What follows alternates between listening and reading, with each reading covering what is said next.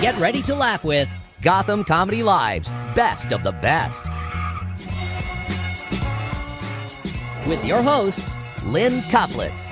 Gotham Comedy Live's Best of the Best is all happening right now. Ladies and gentlemen, Lynn Koplitz. Hi, welcome to Gotham Comedy Live. I am Lynn Koplitz, your host for the hour where we are going to go back and look at the past 4 seasons of all the comedy here at Gotham. Let's start with season 1. I think you're going to like it. I'm in it. This is a bold experiment in television, you know, because as you're experiencing this, people at home are experiencing it, you know? People at home can see me suddenly making a connection. Totally out of nowhere, just immediately recognizing, now that's a girl who had her bangs cut so that they swoop to the right. But unlike the television viewing audience, they won't feel this. No, you'll have to come to New York City for that. Especially you, sir. I would love to bite your shoulder. I would soft kiss you, just very, not even in a rough way. That shirt's not your size, you know that. It's not. Like, you do need a large, but you said, fuck it, medium. I really hate thin people, make me sick. I do. I hate thin guys. I hope you get hit by a donut truck. That's my fantasy. After the show, you're like, it was a good show, and you're like flexing in a window, and it fucking hits you. And because of your awesome chest, it steps and flips over, and donuts fly into my mouth. And I step over your gorgeous dead body, but I wouldn't even have to lift my leg up, so you're so thin, I could just walk over regular. I like fat dudes. I don't like you. I hate you. You suck. You suck. I hope you die. I love you. I love him. You'll be fat someday. I love you. Fat people, we're better people. We're nicer people. We are. You don't see fat guys with guns. Give me your money. Then 20 minutes later, the cops show up. Where is he? He's right there. He took 3 naps and threw up in his mouth. And then bought a hot dog with my money at my hot dog cart. I would have gave him the hot dog. No need for the gun and the soft kiss in the ear. Big boys don't cry. Shh. So anyway, I was in the park last night chasing this white guy.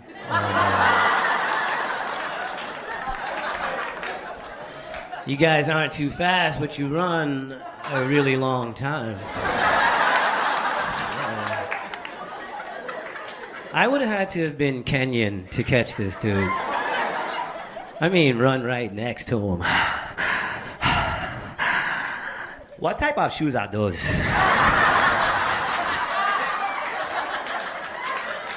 These rocks are hurting my feet. Okay, I see you at the finish line.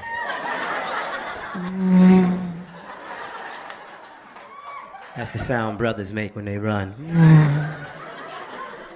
You hear that? It's a brother running.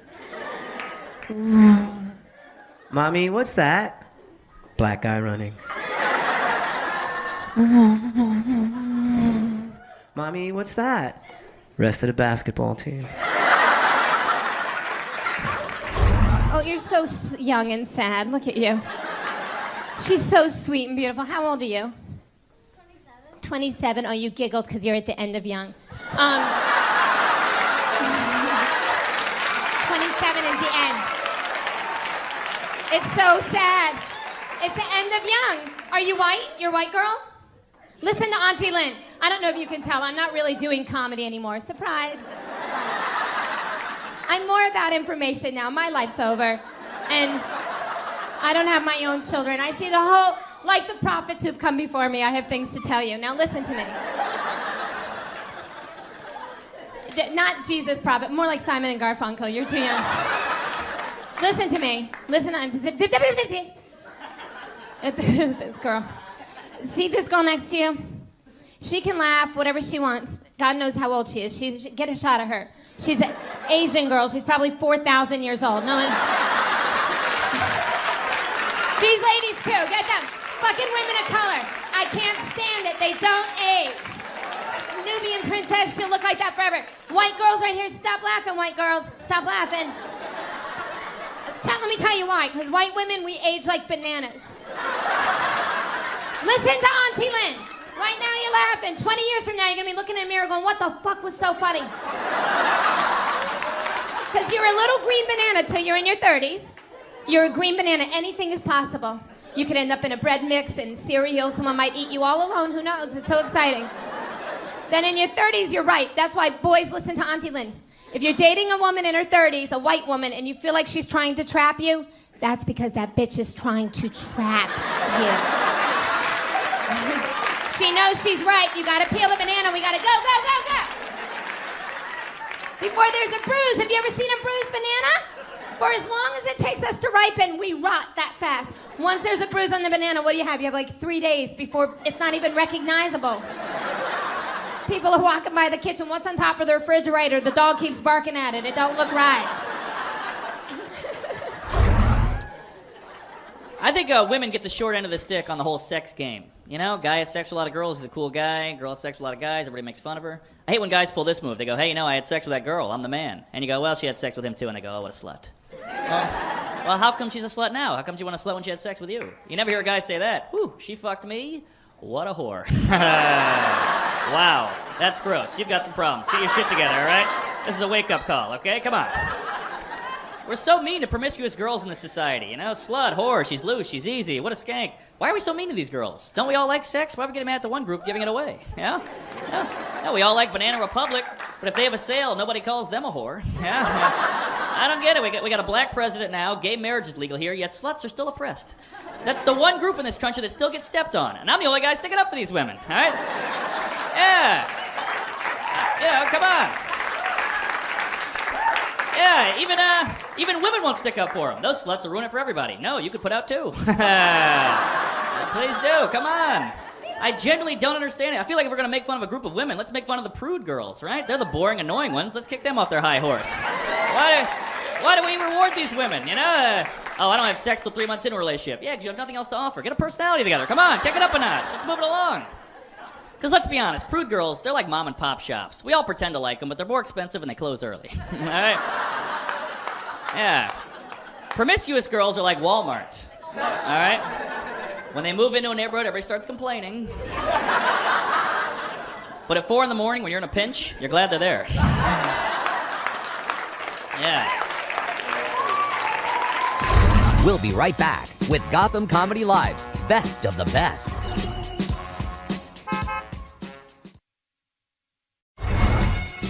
Welcome back to Gotham Comedy Live's Best of the Best. Welcome back.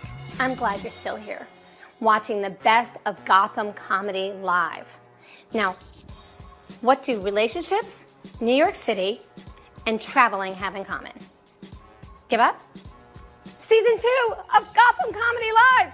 Let's watch it. Very excited. I'm going to watch it while my Xanax kicks in with this wine. I'm worried about the president, okay? Everybody's upset with Washington. A lot of people are upset with the president. The left is upset because they feel like he hasn't been liberal enough. The right is upset with him because they feel like he is being too liberal. I am upset with the president. You want to know why? Because twice now, I voted for a black president. You hear me? A black president. And he has been acting very beige. I want a black president. I'm talking about Mike Tyson black. Suge Knight black. I want a president that is so black, when I see him cross the street, I lock my fucking doors. Because I'm nervous.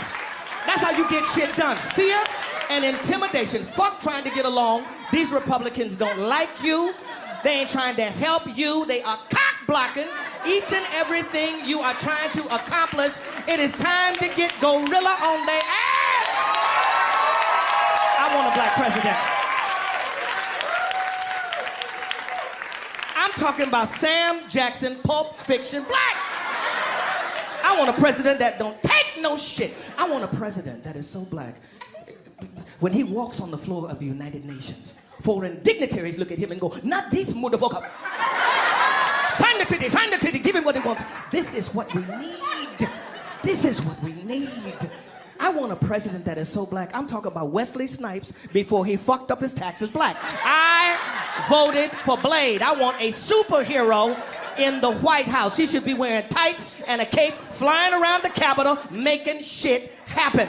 That is what we want. I think we're gonna be all right.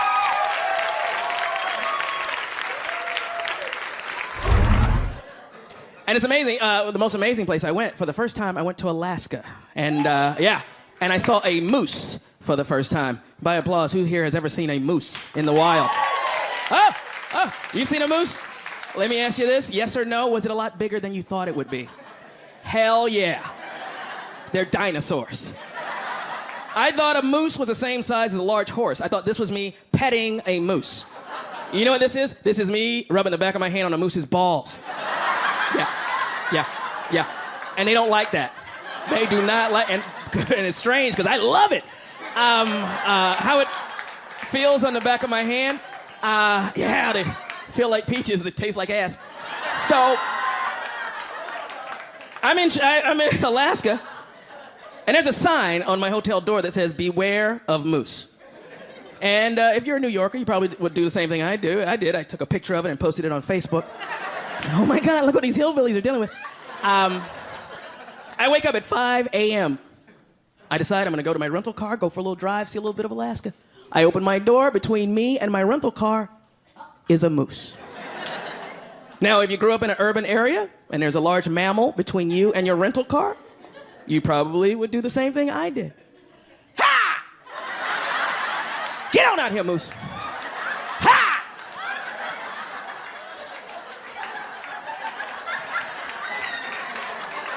If you'd read the sign on my hotel door, you would have learned the first 3 things you're not supposed to do.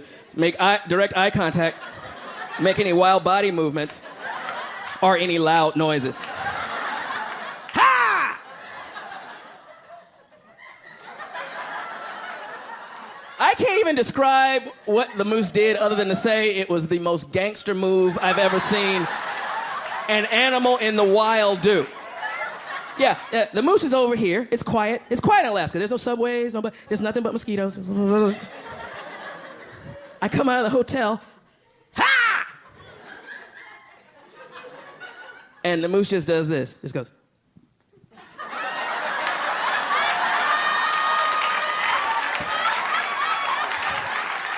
No emotion at all. That was the scary thing. It was like, I'm gonna kill you. Here it comes. I don't want to. That's just what I do. You should have read the sign. Why are you crying? Why are you crying? Why are you crying?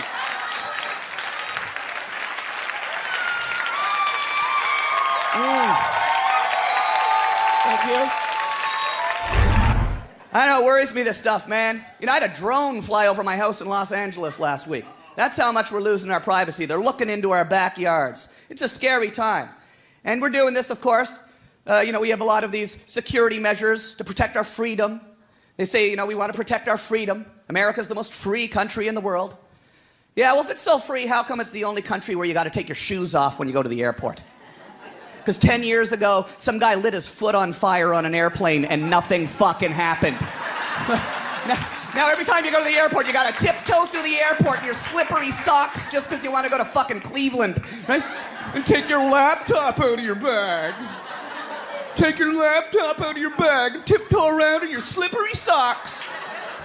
And go through some cancer-causing x-ray machine that costs $4 million a pop. The thing can see through your clothes. There's $4 million x-ray machine in every airport. Can see through your clothes. You gotta show everyone your cock.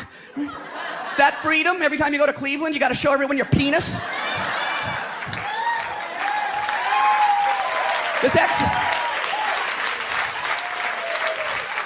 These x-ray machines, they can see through your clothes, but they can't see through your shoes. I'm calling bullshit, man. Someone's making some money on x-ray machines, that's what I figure. Then you get on the plane, they say, please turn your cell phone off, it could cause the plane to crash. You go through all that shit to get on board, then they let every passenger on the plane with a potentially lethal device. And they leave it up to the honor system. Cosby will say the first couple words, he'll mumble in the middle, then he'll say the words at the end. See, that's just, it doesn't matter what he says, it's how he says it, right? It'd be like, and then the children, and then you find them. Some people, That's it. Clap, clap. Lets me think. Helps me think. Helps me think of the next bit. Helps me. I can't see the cue cards. No. That's for the people who saw the last show. All right. No. Whoa, didn't even know that would make sense to some of you. Okay. Some people don't even bother to say the beginning words, like Larry the Cable Guy, right? He's like, that's gonna be, that's what that is right there. Get her done. I'm making sense to some of you. Other people are like, I don't think he's making a lot of it. Maybe we hire a narrator to narrate the show. Hire Morgan Freeman, stand back there. That's when the audience realized that Frank Caliendo had no idea what was going on.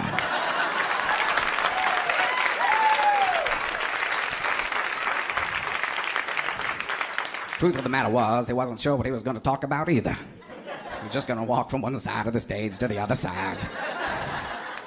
While all the people in the front row looked down, so he didn't talk about him. I wish I had Morgan Freeman in my life just to narrate me through situations. Because my wife will ask me those questions. You've heard comedians talk about him a million times. You've probably talked about him yourself, but my wife will ask me that question. Do I look fat in these jeans? Well, that's when Frank realized he'd be sleeping on the couch for a while. Truth of the matter is, didn't matter what he said. See, he thought she was looking for an answer. Truth of the matter was, she was looking for an argument. See, from time to time, Frank's wife would give Frank a little test to see how good of a husband he was. Frank had failed many times. We'll be right back with Gotham Comedy Live's Best of the Best. Welcome back to Gotham Comedy Live's Best of the Best. Welcome back again to the Best of Gotham Comedy Live right here in the basement of the lovely Gotham Comedy Club. Okay, now we are on the best of season 3 of Gotham Comedy Live. I'm actually in this season, and there are 3 guys in this season, and I actually had sex with one of them. Watch and try and guess which one it was. Tweet in your responses. I'd love to see if you get it right. I'm sure you won't. I hated myself back then. Think that way. I went to this gay bar called Woody's to be supportive of a gay friend of mine. And while I was there, a man grabbed my butt and winked at me. I was a little weirded out at first, but then I started to feel kind of special.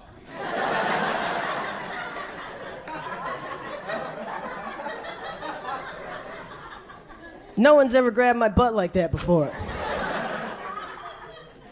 But then, a few moments later, I saw the same man grab another guy's butt. I was devastated.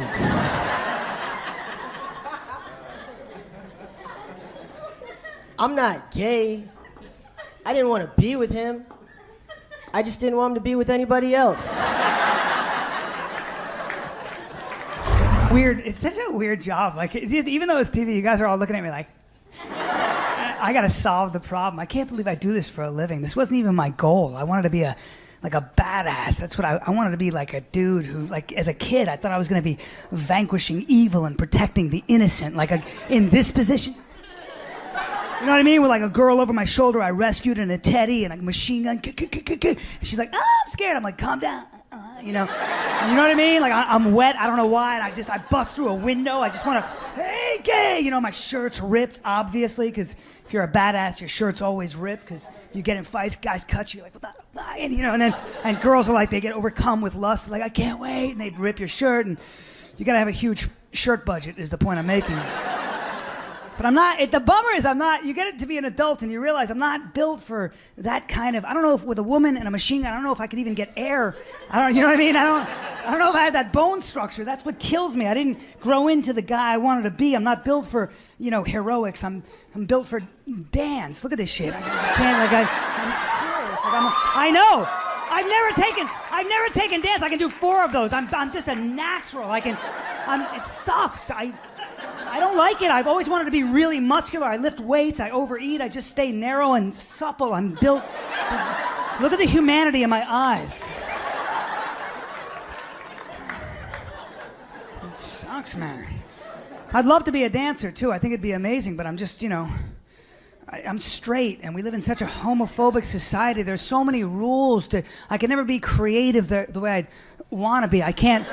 I can't do that move. Is a move I'd like to button my dances with, but you do that and you got to answer all these questions.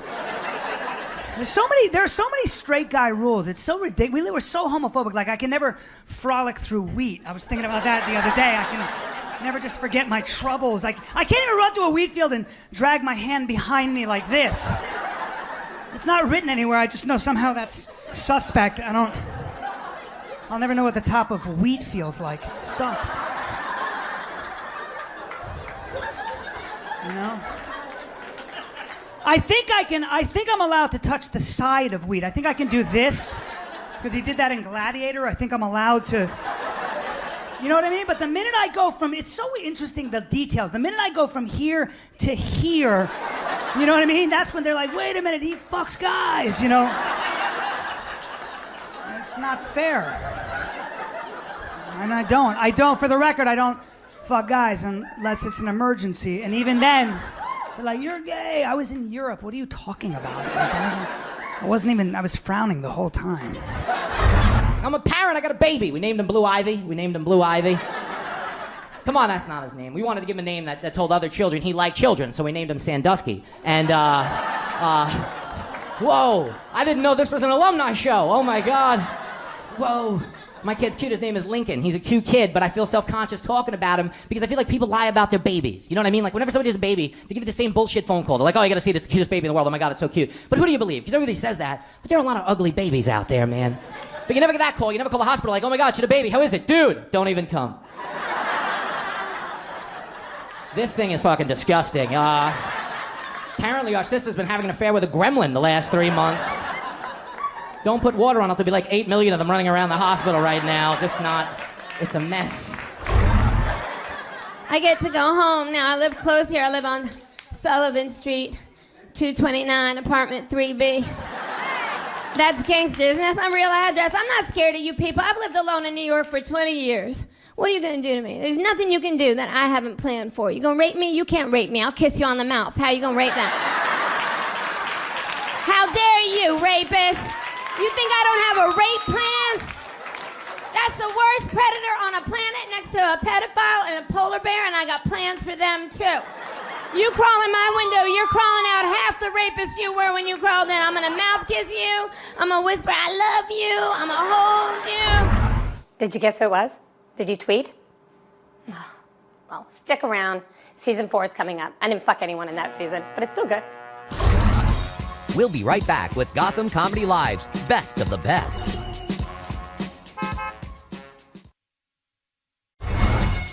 Welcome back to Gotham Comedy Live's Best of the Best. Welcome back to the Best of Gotham Comedy Live. Now we are up to Season 4 of Gotham Comedy Live, and this is the premiere. So you have not even seen these clips yet. This is exciting. Oh, Kellyanne, I'm a little low there. Can you give me more? I'm slow too, but low. And don't try and roofie me. You know, I've built a resistance. Isn't she pretty? I hate her. Thank you, dear. Okay, now we're ready. Mama wants you to turn the TV on. Let's watch. How you going, guys? Are you good? All right. Thank you for having me. I am from Australia. I've said some stupid stuff in your country. I really have. This is the worst thing I've said, okay? I said this the other night. I was out doing a gig. I was the only white person there, okay? The whole audience was black. Every comedian on was black. Now, in Australia, we don't have a lot of black people. I think they're cool. I was trying to act cool with these guys backstage, okay? They were talking about smoking weed. I didn't know how to get involved in the conversation. And I said this. I can't believe I said this. All right, one of the guys was sitting there rolling a joint, and he looked up at me and he goes, "Hey, bro, do you burn?" And I seriously said, no, I wear sunscreen. Like, as I said it, my brain's gone, no, you idiots! It means do you smoke weed? It's got nothing to do with your complexion, leave the room!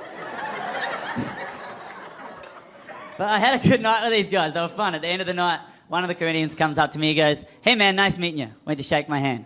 Now in Australia, you shake someone's hand like this. That's it. No other moves or anything. You've all lived here your whole lives. You can make a judgment on someone and go, he's probably a flick and a twist kind of guy. and you can bluff your way through. I don't know what I'm doing, okay? So I go to shake this guy's hand. He started doing his moves. I panicked and went, oh, what the fuck's going on here? And I went like this. I did that. What the hell am I doing that for? What am I, in Point Break? I knew that was wrong. I looked at him and I panicked even more and just went,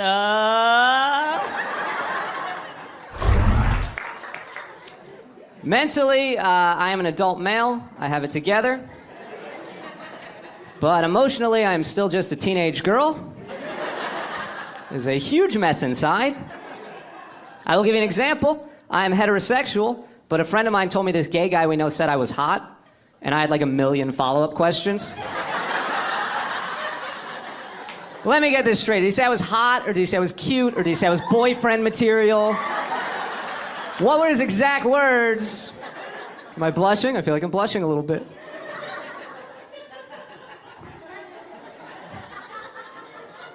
Some guys, they're really homophobic. If they heard that, they wouldn't go near him. But that guy made my month. I'm getting my life together because of him. If I'm going somewhere and I think he's going to be there, I'm not going to do anything with him when I see him, but I definitely think about what I'm wearing before I leave the house. That guy believes in me. I'm not going to let him down.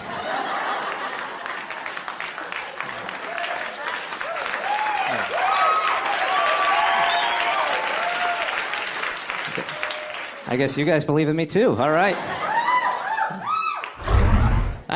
I recently had an epiphany. I found out what type of person I was. It took me a while, but I figured it out. I found out what type of person I was last week when I watched our dog dry hump our kid for 2 minutes before I got up off the couch to find a video camera. That's who I am. That's me as a person. Thank you. That deserves applause. I like being a dad, though. I like watching my kid grow up. I like watching him go through phases. He's going through a phase right now where he likes to tell me who and who does not have a penis in public, louder than me on this microphone. We were at Hooters recently. Kids eat free on Sundays. Hooters waitress walks by, loud as it can be. She doesn't have a penis. I'm like, I know. Good call. Inside voice on the penis talk, okay? But good, you nailed it. Good job. 2 seconds later, do you have a penis? I know. 2 for 2. Good job, but seriously, inside voice, penis talk. Mommy doesn't have a penis. I know. Mommy doesn't have a penis. I don't like mommy. Why don't you like mommy? Because she doesn't have a penis.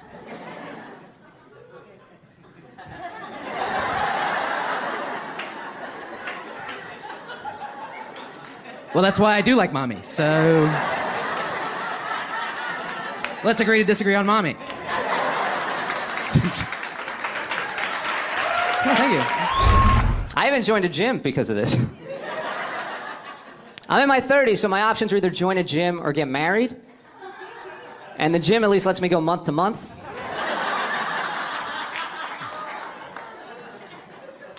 You high-fived on that. You were gonna get married, and then instead you were like, let's just join a gym. Family pass. I never thought I would join a gym. In high school gym class, we did a weightlifting unit, and I would just sit around and not do it. And one day the gym teacher pulled me aside, and he said, Dan, when you're an adult, you were gonna pay your hard-earned money to join a gym and lift weights. So you should really take advantage now.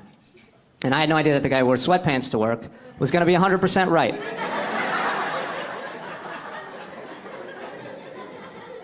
When I signed up, they told me I get a free body fat analysis and fitness test. And they asked me if I want to do that in a group or one-on-one. Who's choosing to do a body fat analysis in a group? Most people wouldn't do it alone with a mirror in the room. Fitness test, that's a big scam. They just want you to hire them to be your personal trainer. And if I'm going to pay someone to pretend to be interested in my body, it's not going to be this guy named Steve.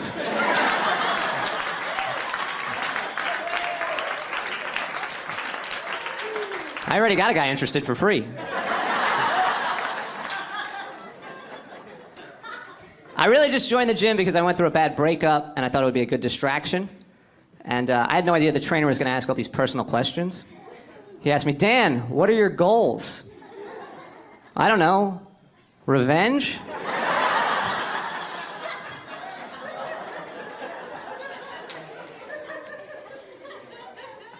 I can't really relate to anybody at the gym. There's this guy I see there, and he's lifting weights every day, but he has a mullet. How do you care so much about how you look, but care so little about how you look? We'll be right back with Gotham Comedy Live's Best of the Best. Welcome back to Gotham Comedy Live's Best of the Best. You are watching the best of Gotham Comedy Live. We have watched all 4 seasons, and now we're watching just specific clips. These clips we're gonna watch are some of my favorite because they're featuring some of the funniest vaginas in the business. Suck it, Jerry Lewis. Suck it.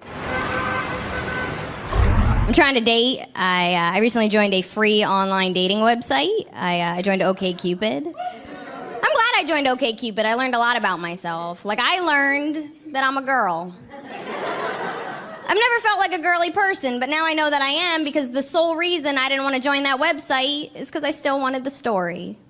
I think every woman in here wants the story of how you met your boyfriend or how you met your husband, and you want it to be a good one. But I'm a comic. I want my story to be epic. I want my story to be something like I was standing on the subway platform and I was texting, but I lost my balance and I dropped my phone in the tunnel. And then as a train was coming, this dude jumps in the tunnel, nearly gets hit by a train, jumps out, hands me my phone, and his name and number are already in it.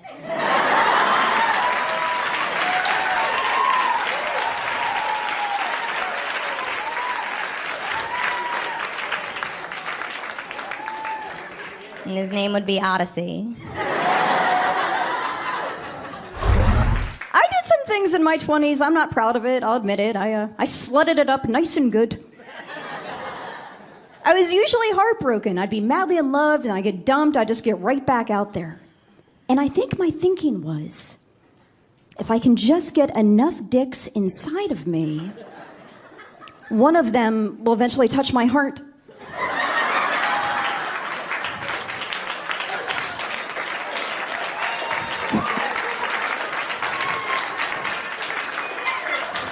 My dad loves that joke. Loves it so much. My dad is a 75-year-old devout Irish Catholic widower from the Bronx. And he's old now, but he was old at 35. He came out of the womb with a mortgage and ulcer, doers on the rocks. And I don't know if you guys know this, Irish Catholics don't have feelings. Like, I was proposed to 3 years ago, and I said no, which is a tough thing to do, but it's what you should do if that's the way you feel.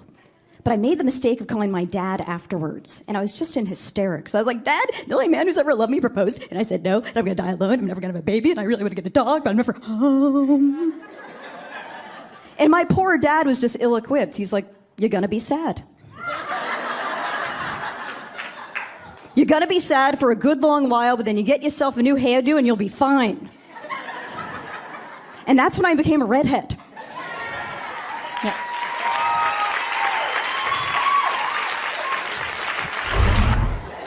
I've been on exactly 5 OkCupid dates, so that means I've written 5 emails to my roommates titled, "Please seek justice if murdered."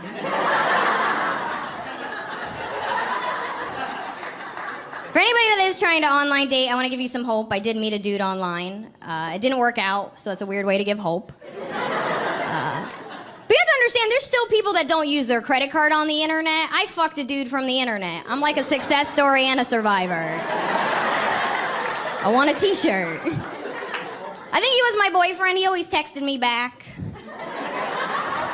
If you want to know anything about the modern woman, if you text me back before my friends do, you are my boyfriend. That's how that shit works now. But it's because of him I found the one benefit of online dating, which is he was the hottest man I have ever dated in the history of my life. So everybody I've ever dated was over here, and he was over here with like kittens and rainbows and other things I enjoy Instagramming. And it's strange, because I think most people know that when you meet somebody in person, you connect. And it's through that connection that you build an attraction. And it's through that method of dating that I have accidentally dated a lot of ugly men. But you can't do that online. There's nothing to connect with. If you've never online dated, this is exactly what happens. You go through a really bad breakup and you're single for like a year. And you get really sad and your friends are like, oh my God, you're so sad. Maybe you should do that over there with the other sad people. So you make new friends and they introduce you to online dating even though it's never worked out for them. So you go home, you make a profile, you cry, and you judge the shit out of people. You do, it's really easy. You go, oh, those are your eyebrows? I'm not doing that. I take care of my face, maybe you should take care of yours. Oh, you mountain climb, that looks really fun. I'm not doing that. I don't have the energy or the time or I'm not gonna fuck you and then mountain climb. That's a really long day. Right?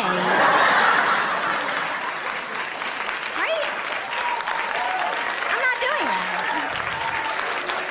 And that's what you're doing. You're just judging faces and hobbies, and you're really just narrowing it down to what's most important, which is, do I want you to be inside me? You send all those dudes a message, and you just hope that one comes back with a shitty childhood. Because that's where personality comes from.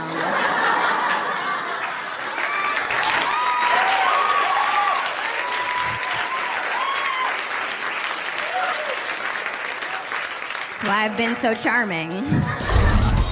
We'll be right back with Gotham Comedy Live's Best of the Best.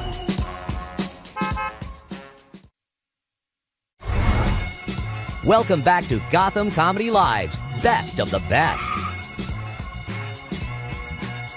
You are still watching the best of Gotham Comedy Live, and it's been worth it, hasn't it? So funny. Now, your next comic's coming up. I know all of them. Larry Miller, funny guy. I met him for the first time at the Montreal Comedy Festival years ago, and he got me to do a clip with him on Leno, which was great, and I will always love him for that. And he's a great actor, too, so very funny guy. Stephen Scott, hilarious nerd, but such a funny, and he'd be mad because he doesn't know he's a nerd, but he is. But he took me to the Friars Club for the first time, and we share the same birthday, so I gotta love that, Leo. And then we have, who's the other one? Oh, Vic Henley. Love the Henley. He's a Southern gentleman after my own heart. These guys are funny. My dad's a character. My dad, the reason my dad talks that way is, well, he doesn't talk that way. That'd be weird. Like, hey, Steven, and later, that'd be creepy. Ooh, did I just do jazz hands on a comedy show? Let's just keep that between us and the millions of people at home. No, the reason my dad talks that way, my dad's a newscaster, so he's got that really deep, loud, authoritative broadcaster voice, which on TV is great, but in public, unnecessary. And the worst is when you're a little kid and you're growing up and you get in trouble and you got to get yelled at or scolded by someone who talks like that. It puts the fear of God into you. Oh yeah, especially with my dad, who by the way was like king of the scolders. I had one of these dads, I think half the time he was inventing stuff to scold us about because some of it didn't make sense. He actually once said this to me, he goes, hey, knock it off. You know, when I was your age, I was a lot older than you.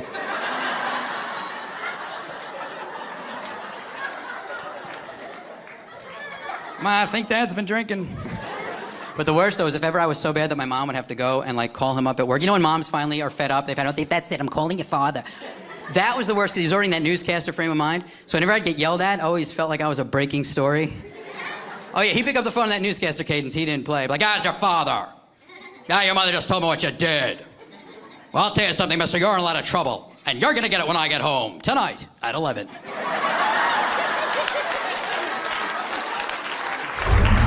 I was watching TV with my wife, and the ad came on for that eHarmony, the dating service where they say they match you up on 29 levels of compatibility. And I turned to her and said, I don't think we have any.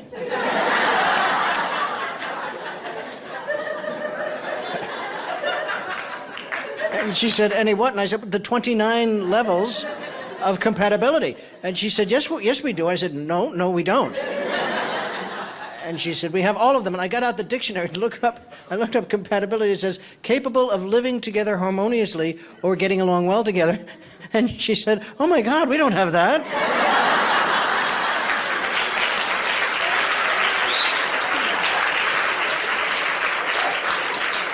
I said, that's the point. That's good. Marriage has nothing to do with compatibility. Okay?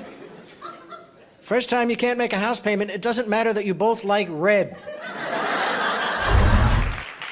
Thanks, everybody. I'm from Alabama originally. That's where my accent's from. But I've lived here for 30 years, so blow me. I'm a New Yorker. So, I just wanted to let you know that's where the accent's from. So, anyway, I was home a few months ago in Alabama visiting my mom, and I took her to dinner, and we were having a lovely meal, and I ordered Caesar salad, and I'm not changing one word of this. The 20-year-old Alabama something hillbilly waitress comes back and looks at me with a totally straight face and says, "The cook said to tell you that we're out of Caesar leaves."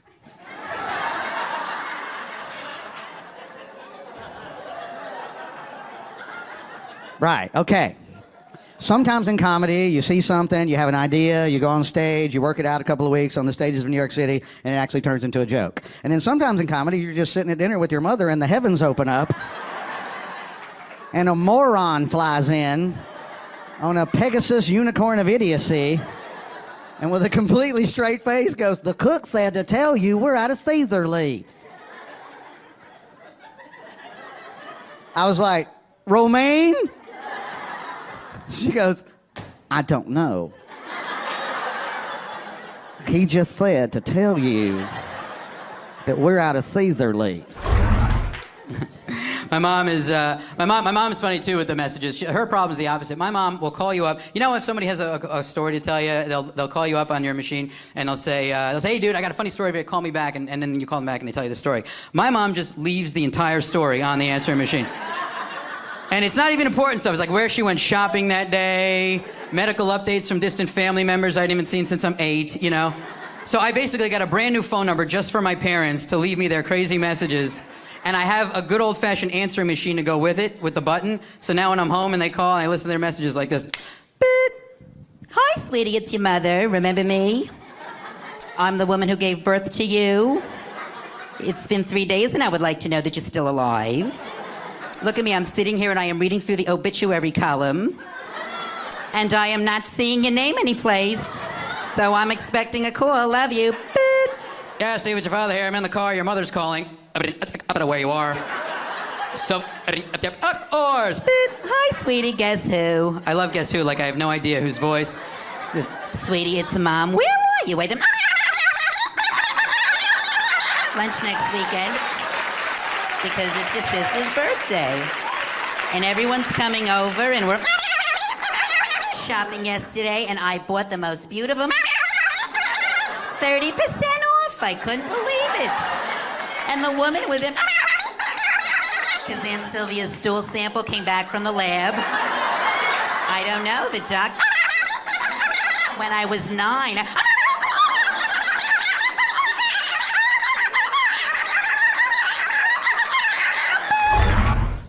Well, that was it. This was live at Gotham Comedy Club. There's no more to show you now. I'm sorry. Don't be sad. Think about what you just saw. Go to sleep happy. Don't look at your life. Just watch the comedy. That's what I do. Kelly, could you please rub the bar just a little louder? Is there any fucking way you could do that? In the last final second, she's got to rub the bar so fucking loud. Poor kid. It's okay. Don't feel bad. That's how she builds character. Watch us on Thursday nights on Access TV, live at Gotham Comedy Club. It'll keep you from beating your children.